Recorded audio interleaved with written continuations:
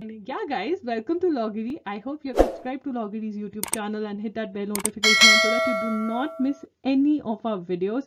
And I hope you're following us on Instagram. We're there by the name at I am Loggery. We do pretty motivational stuff out there if you want to stay happy, if you want to stay motivated, and if you want to stay connected a little more with Loggery, then do follow us on Instagram. Hi guys, welcome to Loggery and welcome to the Sunday video. On Sundays, we tend to pick up topics that help advocates.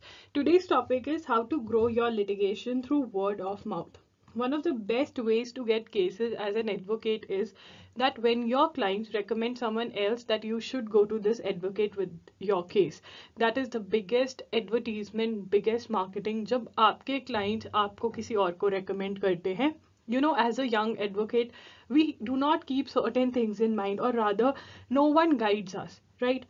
I have worked in a lot of law offices, say 4 to 5 law offices as an advocate, and then I have my own law office as well. So today in this video, I'm going to share what I've learned from my experience. Number one, what I have seen in other offices working and what are the things that do not work. I'm going to share everything. So as a young advocate, you adopt that system. You need to create a system if you really want to, you want that your client should recommend you to other people, right? I'm also going to talk about how to retain clients in litigation as an advocate. If you learn how to retain clients, it is just some things, अगर आप ये चीजें ध्यान में रखेंगे, if you are going to be mindful that okay, this is how I have to do this, then it is going to happen. There are little things that you have to keep in mind and they are going to show you results for sure. Let's get into this video. And also, if you have any recommendations, if you want us to do any particular video, then please leave a comment down below. Would love to do a video for you. So I have certain video recommendations for you. Number one, how to get cases as a young lawyer. Again, I've shared the secrets with you. If you are a young lawyer and if you're not getting cases and you do not know how to get cases, this is a video that you should watch. I'll leave the link to it in the description box below. Next is how to get empanelment as a lawyer. Now you have to create a base if you want to get empaneled with big companies. How to do that from the beginning is what I have shared in this video. Next is how to get clients, and rather have shared how to attend clients. This method is going to work for you for sure, so please watch this video. And the next thing is how to charge fees as an advocate. Again, a secret that you should know how to charge fees. You should not charge more, you should not charge less, because if you charge more, that is also wrong, and if you charge less, then that is also wrong. So how to analyze everything and quote fees, I have discussed that. Do watch these videos. I'll leave the link to it in the description box below. Number one thing is keeping the client updated. One of the biggest mistakes that we as advocates commit is we think that we don't really need to inform the client about their case. Well, the best way is to inform them about what happened in case every time their case is up for hearing, right? I was there in an office wherein it was rule of the office that whenever we used to come back from court, the first thing we had to do was whichever cases we had attended, whichever cases I had attended as an advocate, I was to call the client or send them a text or WhatsApp them or send them an email. So we have 3 good options that we can use, any one of them. Number one is we can text them. Number two is we can call the client. Number three is send an email. It is very important, and when you do this, number one, client feels safe and connected. When the client is updated and when client knows what is happening in their case, they stay connected and they know that something is happening, right? So this is one of the ways to make your client feel safe. Right, number two is it shows that you are interested in the case and are responsible. So this is the most important thing, and we are ignorant. Sometimes we are ignorant or we do not know that this is one thing that you need to do. And I've seen only some offices doing this responsibly, and most of them do not do this. And then what happens is that the client will call you randomly, like anytime randomly, and they'll ask about the case and you'll be like, oh, I'm not in office, I do not have my diary, I don't really know. So the best way is to create a system, right? Every day in the evening before you do anything else, you should inform the client about what happened in the case and the next date of hearing, right? You need to tell that why it was adjourned, right? Who took the date, if date was taken, happened, what did the judge say, everything. If you inform the client about that, and if you also tell the client the next date of hearing, by doing so you're building trust. आप एक trust create कर रहे हो अपने और अपने client के बीच में, right? It is not important that you as an advocate do this. You can even ask your munshi, your intern, or your junior lawyer to do so. So for that, one way is that you note the number and email ID of the client on the cover of the file or of the brief, whatever is there, so that anyone can call them up or send an email, right? It is number two is being accessible, being available for your clients. I know, like, I have heard this myth so many times from different advocates. They say that you should keep your client waiting, you should make them feel that you are one of the busiest lawyers, that you work and everything. So there's a myth that says that if I show the clients that I am busy, they will choose me as their lawyer. I used to think that, okay, yeah, it is correct. One of the great lawyers used to tell me this, that, you should keep your client waiting, you should tell them, or you should show them that you are busy. Right? Then what happened, once I accompanied one of my relatives for their cases in one of the cities. So there I was not an advocate, I was a client hunting for an advocate for a case. Right? Now there were other partners also of that firm, and they were discussing. At that point of time I realized, now what happens is, by the end of it, they have like 2 to 3 options, A, B, C, D, say they are the advocates, and they are of the same level, they're charging almost the same fees. Now what they see is that who is more accessible, which is the advocate whom I'm going to call, share my problem, and is going to solve it, right, related to the case. So accessibility is one thing, and a lot of advocates are not accessible, right? They do not talk to their clients. So clients choose a lawyer who is available for them when they need the lawyer. Now I know there are clients who are too demanding, like they'll call you every day, or they're too demanding. I'm not talking about them. The normal clients, when they are facing some problem, you need to take up their call, or you should meet them and solve their problem, right? So be accessible, because that is also one factor that is taken into consideration when your clients are choosing a lawyer. Because your other clients are consulted that, okay, is your lawyer accessible, he or she picks up your call or not. I know that there are times when we are researching and we are in deep, research or writing or, dictating cases, but you should, call back your clients whenever you see a missed call.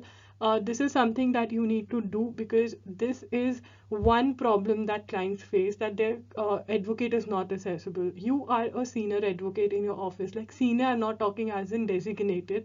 You are the one who owns the office, and it is not your junior who should be accessible, it should be you also, right? Not wasting their time. Now by saying this, that you should not waste their time, what I mean is, obviously you should not keep them waiting. You should have a proper appointment system. ठीक है ना? Appointment system में you should see what is your schedule, when you will be there in the office, and you should be there 10 minutes before your client arrives for sure, and also when you are attending them. Now I have seen two types of lawyers. One is the lawyer who will tell you, okay, this is your case, fine, will ask you questions, will give you solutions, will give you options, that okay, this is what you can do, tell me what you want to do, and the person is done. They're completely professional.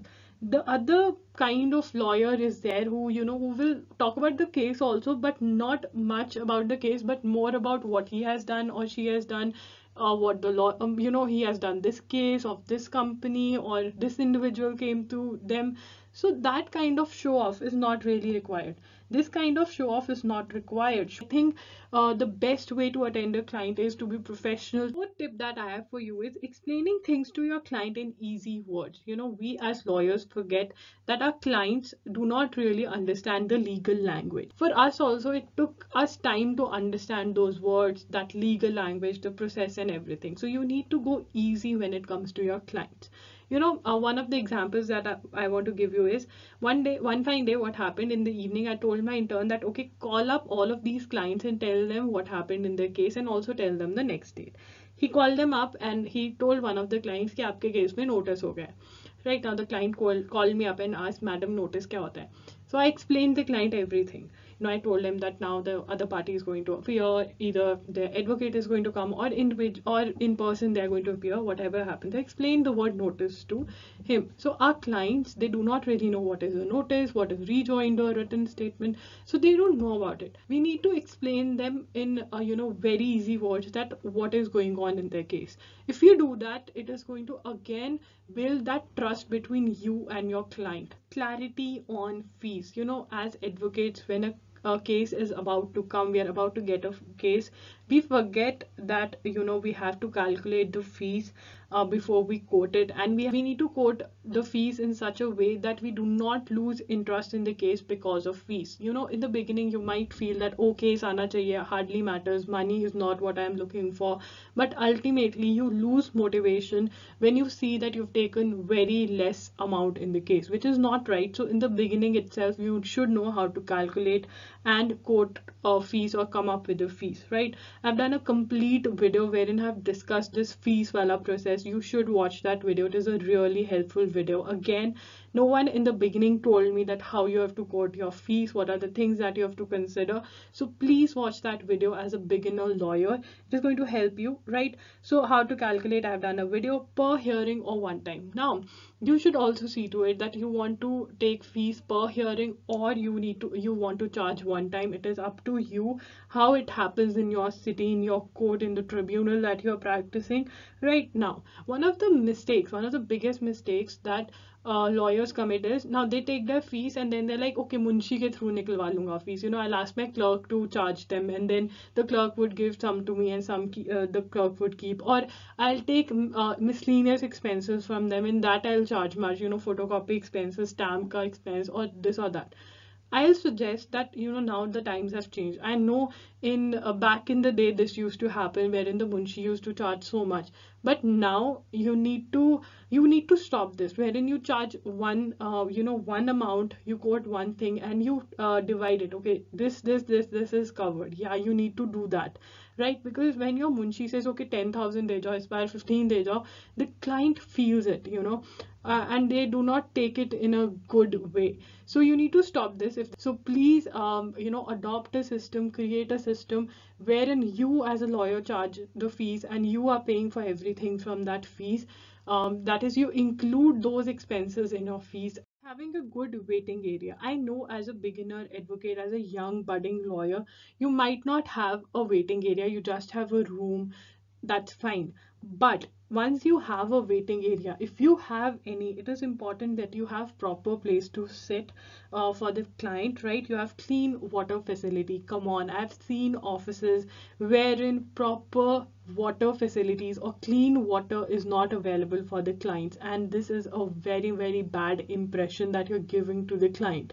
You're showing off to your client that, oh, I have this company, I have that company, this individual comes to me, that individual comes to me, and you do not have clean water facility available for your clients. One thing I've learned as a lawyer is that if you're earning from something, if you're earning from your profession, it is very important that you invest back also if you want better returns. And one of the investments is to have a good office, and as you grow you should invest back in your office, and one of the investments is to have clean water facility and also refreshments available. If you're not that big a lawyer right now, it's okay, you can have your Bisleri bottles. Those small bottles can be kept there. You can keep a small fridge wherein you can keep water bottles and refreshments and make them available for your clients. These are certain things that you need to do, and they do matter. Waiting or showing off that to your client that yes, you are a busy advocate, that doesn't matter as much. What matters is caring for your client and treating them well, right? Subscribe to Loggery's YouTube channel and hit that bell notification so that you do not miss any of our videos. And I hope you're following us on Instagram. We're there by the name at I am Loggery. We do pretty motivational stuff out there. If you want to stay happy, if you want to stay motivated, and if you want to stay connected a little more with Loggery, then do follow us on Instagram.